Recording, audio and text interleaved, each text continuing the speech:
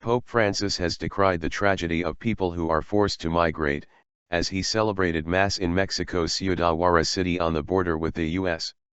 He climbed a ramp overlooking the Rio Grande that separates the city and El Paso, Texas, and laid flowers on a cross erected in memory of migrants who died trying to cross to the other side.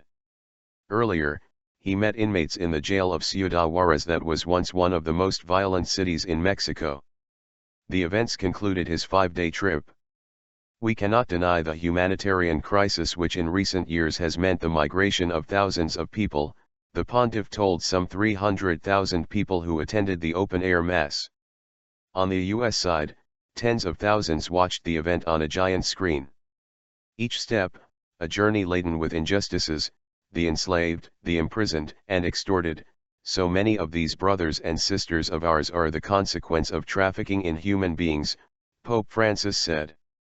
Earlier on Wednesday, the pontiff visited a jail in Ciudad Juarez which houses about 700 inmates, 250 of them women. His visit was seen as a chance to give hope to the city's residents, who lived through a spate of murders and rampant drug violence which meant few dared leave their homes at night. The problem of security is not resolved only by incarcerating, rather, it calls us to intervene by confronting the structural and cultural causes of insecurity that impact the entire social framework, Francis told the inmates. The pontiff's visit came just days after 49 prisoners died in a fight between rival gang members at the Topo Chico jail in the northeastern city of Monterrey. Mexican prisons are notoriously overcrowded and corrupt, and the meeting between inmates and the pontiff is expected to draw further attention to these problems. Pope Francis has repeatedly called on the country's leaders to make it a better place for people to live.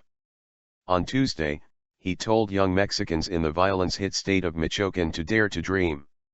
He urged them to reject a life of crime and to know your worth.